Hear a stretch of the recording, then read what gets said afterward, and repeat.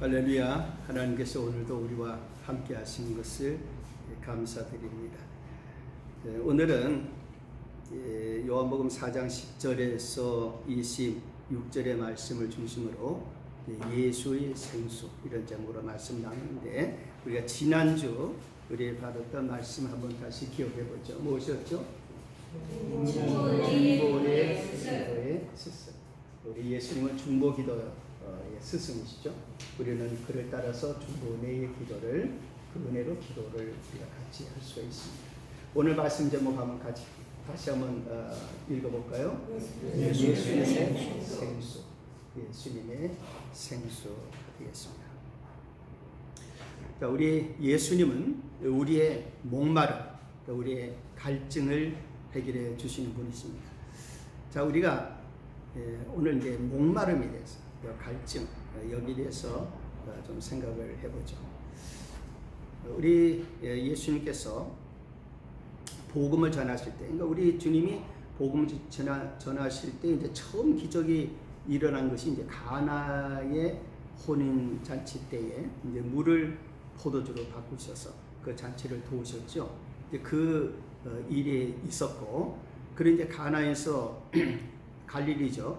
갈릴리 가나에서 혼인잔치 때 기적을 하시고 난 다음에 예루살렘으로 가십니다. 그래서 이제 예루살렘에서 복음을 전하시죠. 성전에 들어가서 성전에서 장사편이 벌어져 있으니까 예수님께서 그 장사하는 것을 책망하시고, 그리고 이제 그 장사하는 상도 둘러 엎기도 하시고, 여기는 만민이 기도하는 집이지 장사하는 집이 아니다, 이렇게 말씀도 하셨죠. 그러니까 그 당시에 그 지도자들이 상당히 불쾌했어요. 또 예수님께서 이 성전을 헐어라, 그럼 내가 사흘 만에 일으키리라, 이렇게 말씀하시니까 사실은 예수님이 자기 몸이 십자가를 지고 죽으시고 이제 사흘 만에 부활할 것을 예고하는 말씀인데, 이것을 이제 그들은 40여 년을 지금 건축하고 있는 성전을 헐어라, 그럼 내가 그걸 세우겠다, 이렇게 알아듣고 예수님을 향해서 이를 갈았죠.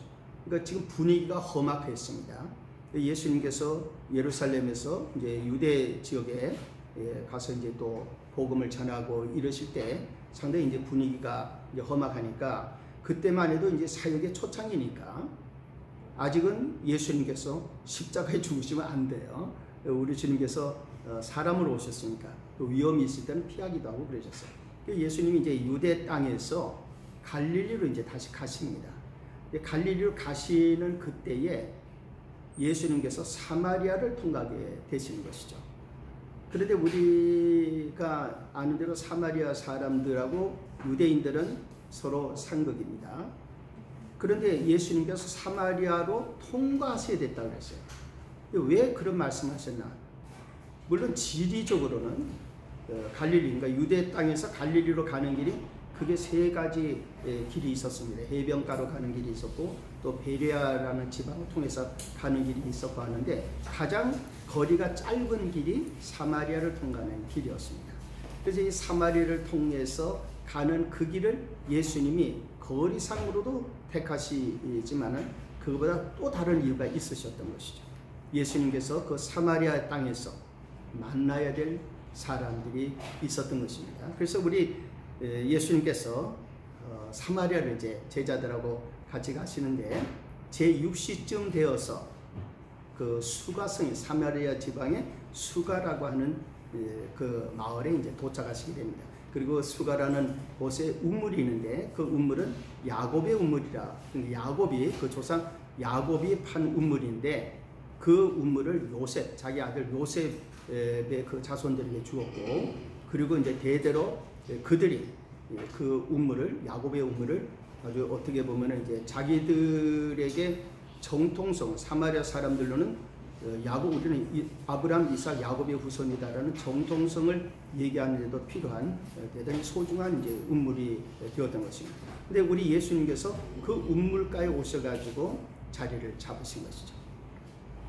자, 우리 주님께서 그 자리를 잡은 이제 그 시간이 이제 제6시, 그러니까 유대인들의 시간은 0시서부터 이제 낮 시간이 0시서부터 12시까지 갑니다. 유대인의 시간은. 0시는 해 뜰 때입니다. 해 뜰 때. 해 뜰 때는 이제 새벽 그때가 0시가 됩니다. 이렇게 해서 이제 뭐 제3시, 그 다음에 이제 그러니까 0시가 우리로 말하면은 아침 6시쯤 되는 겁니다. 그러니까 6시간 차이가 나는 거예요. 그래서 만약에 제3시다 유대인이, 그럼 그게 이제 오전 9시쯤 됩니다. 그러니까 만약에 이제 6시다 그러면 12시가 되는 거죠.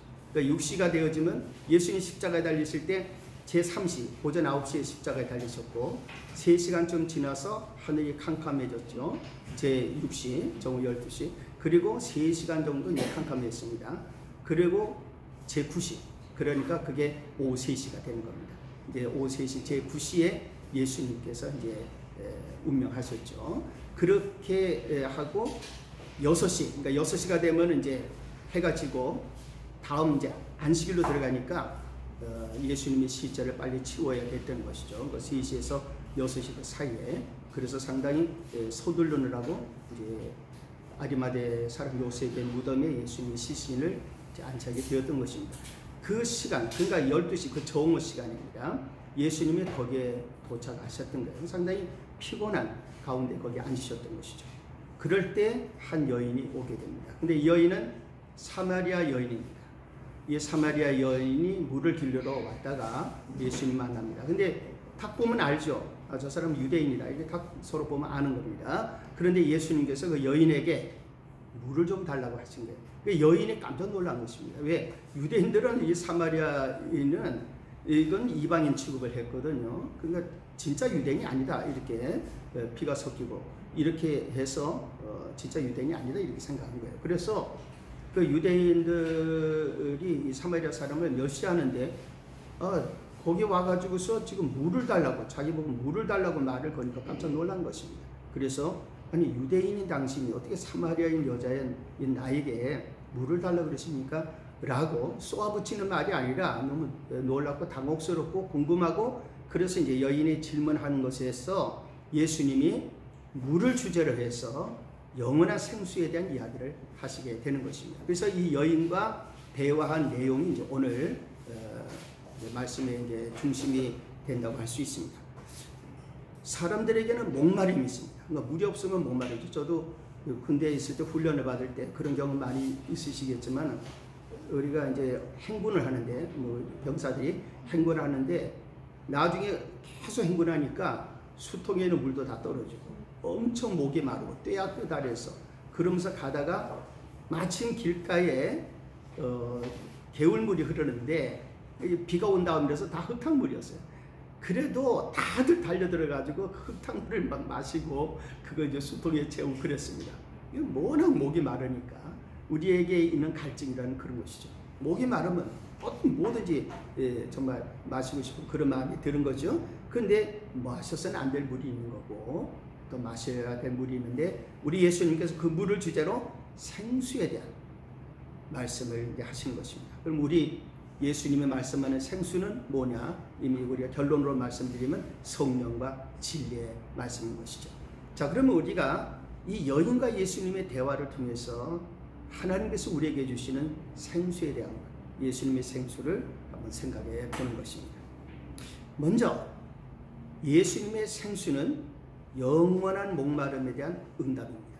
자, 예수님께서 여기 오시기 전에, 그러니까 이 사마리아 오시기 전에 예루살렘 계실 때 누구를 만나는가 하면 니고데모라는 사람을 만났어요. 이 니고데모를 만났을 때 예수님이 하신 말씀이 요한복음 3장 6절에 나오고 7절에 나옵니다. 육으로 난 것은 육이요 영으로 난 것은 영이니 내가 네게 거듭나야 하겠다는 말을 놀랍게 여기지 마라.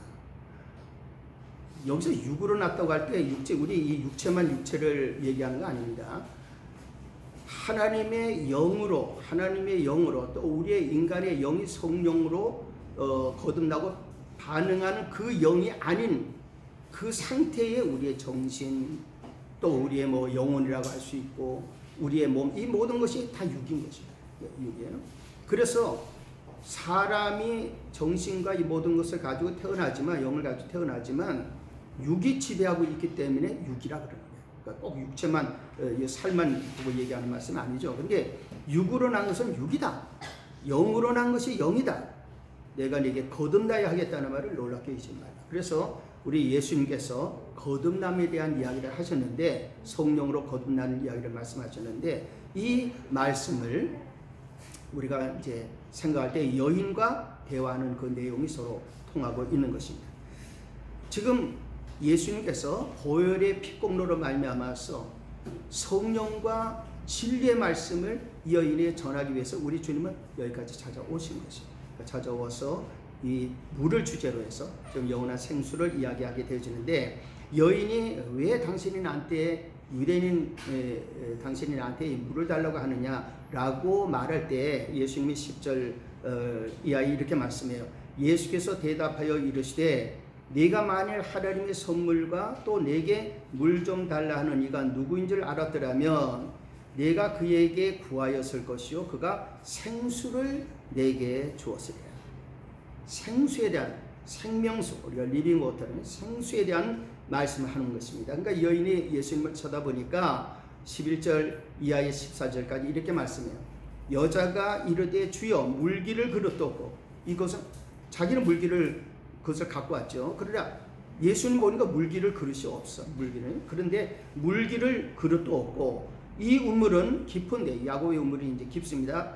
어디서 당신이 그 생수를 얻겠사옵나이까? 우리 조상 야곱이 이 우물을 우리에게 주셨고 또 여기서 자기와 자기 아들들과 짐승이 다 마셨는데 당신이 야곱보다 더 크니까. 우물을 주는 사람이 큰 사람이에요. 어른이고 거기에 이제 예를 들어서 지도자죠. 근데 당신은 그런 대단한 물을 약속하는 거 보니까 야곱보다 더 큰 인물입니까? 예수께서 대답하여 이르시되 이 물을 마시는 자마다 다시 목마르려니와 내가 주는 물을 마시는 자는 영원히 목마르지 아니하리니 내가 주는 물은 그 속에서 영생하도록 솟아나는 샘물이 되리라.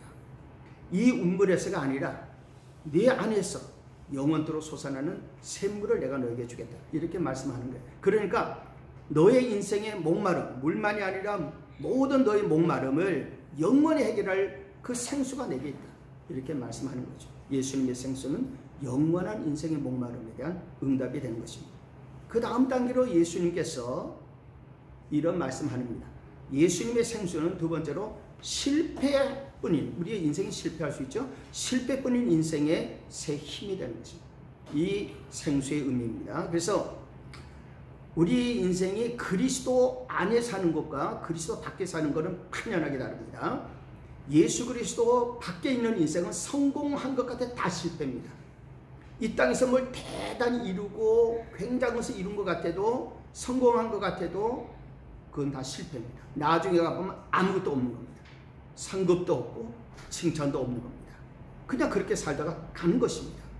그렇지만 그리스도 안에 있는 경우에는 실패한 것 같아도 나중에 그것이 바뀌어서 성공하는 인생이 되는 것입니다. 우리 예수님께서 이 여인이 얼마나 피곤한 인생을 산 것인지를 너무나 잘 아시고 예수님께서 여인의 질문에 대해서 전혀 생각지 못한 대답을 하신 것입니다. 여자가 이르되 주여 그런 물을 내게 주사 목마르지도 않고 또 여기 물 기르러 오지도 않게 하옵소서. 이럴 때 예수님이 이렇게 말씀합니다. 이르시되 가서 내 남편을 불러오라. 전혀 예상 못한 말이죠. 왜 갑자기 물을 얘기하다가 남편을 데리고 오라고 하는 겁니까? 그런데 이 여인은 뭔가 느꼈습니다. 이분한테는 내가 진실해야 되겠다는 걸 느낀 거죠. 그리고 17절 이하 이렇게 대답합니다. 여자가 대답하여 이르되 나는 남편이 없나이다. 예수께서 이르시되 내가 남편이 없다는 말이 옳도다. 너에게 남편 5이 있었고 지금 있는 자도 내 남편이 아니니 내 말이 참되다. 여자가 깜짝 놀라 말합니다. 여자가 이르되 주여 내가 보니 선지자로 소이다. 오늘 한 가지 우리가 주의해야 될 것은 이 본문에서는 이 사마리아 여인에 대해서는 성경은 절대로 정죄가 없습니다. 이 여인이 예를 들어서 남편을 5이나 갈아치운 여자다. 그러니까 우리는 이 여인이 굉장히 좀 불륜의 여자로 생각할 수 있지만 성경은 그렇게 말씀하고 있잖아요. 또 이 여인이 지금 살고 함께 있는 남자가 자기 남편이 아니라 그러면 남의 남편 데리고 산, 이 성경은 지금 그런 말씀을 하는 게 아닙니다. 이 여인은 지금까지 어떤 형태로든지 남편이 있어야 돼서 첫 남편이 예를 들어서 죽었다. 유대인들은 과부는 수치요. 과부는 외롭고 고아와 같습니다.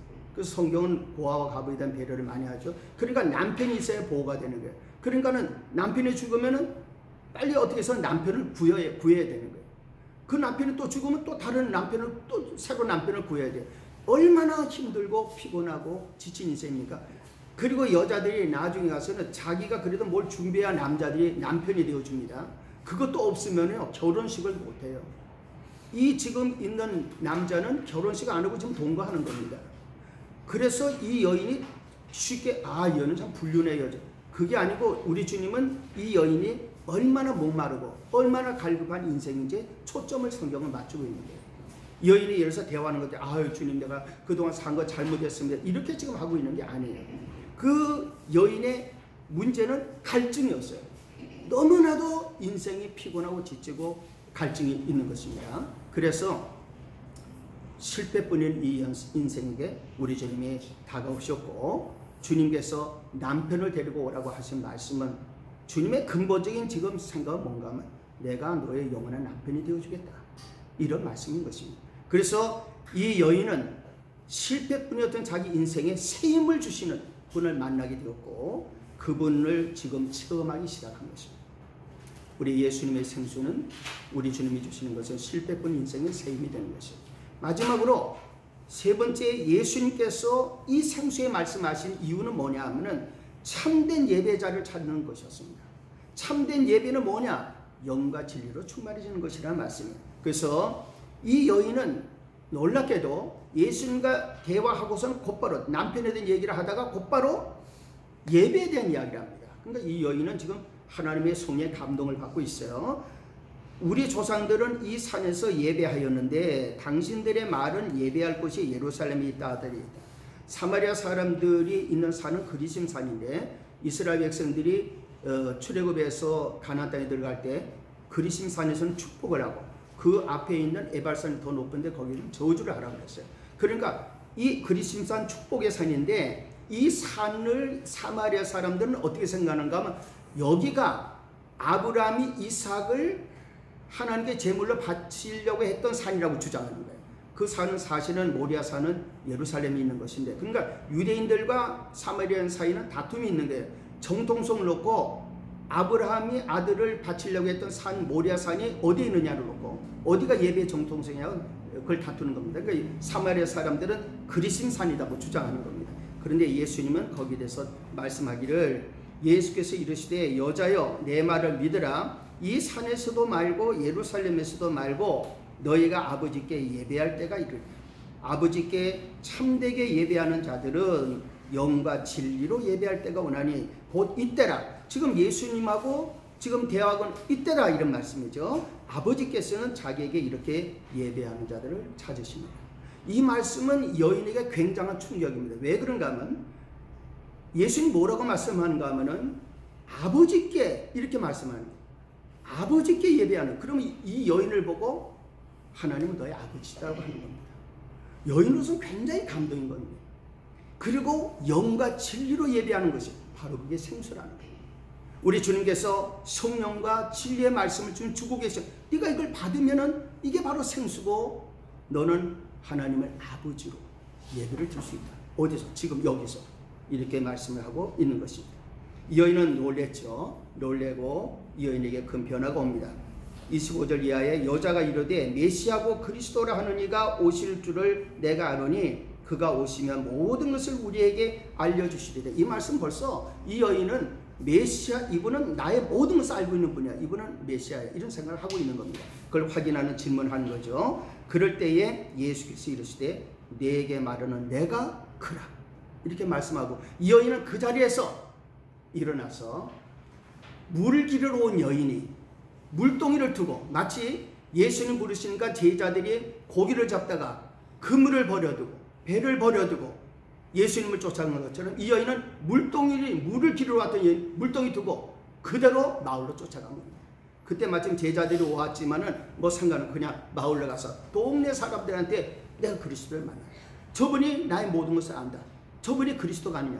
그래서 사람들이 와서 예수님을 보고 마을에 이틀 동안을 더 머물기 위해서 그 지역에 복음을 전하게 한 참된 예배자가 되었고 참된 전도의 예배자가 된 것입니다. 그리고 예수님은 이 여인에게 영원한 이제 신랑이 되어주신 것이죠. 이것이 이 여인이 받은 예수님의 생수였던 것입니다. 우리가 오늘 예수 그리스도를 진정으로 성령과 진리로 모시게 되어졌을 때 우리는 거기서 참된 예배자가 되고 우리는 이 예배를 통해서 또 전도하고 우리가 전도하는 예배자가 되어 주님을 영원한 우리의 구주로 또 신랑으로 모실 수 있는 것입니다. 이 은혜가 넘치기를 주의 이름으로 축복합니다. 우리를 인도하시는 아버지 하나님 감사드립니다. 성령으로 역사하시고 우리 예수님의 생수가 성령과 진리가 우리 가운데 솟아나고 충만해서 하나님 아버지를 아버지라 부르고 찬양하는 인생이 실패뿐이던 인생도 힘을 얻고 용기를 얻고 하나님 앞에 영광 돌리면서 우리가 참된 예배를 드릴 뿐만 아니라 또 전도하는 자가 되어져서 우리 하나님 앞에서 인생의 놀라운 셈을 얻고 일어나는 또 일으키는 복을 받게 하옵소서. 예수님 이름으로 기도 올리옵나이다. 아멘.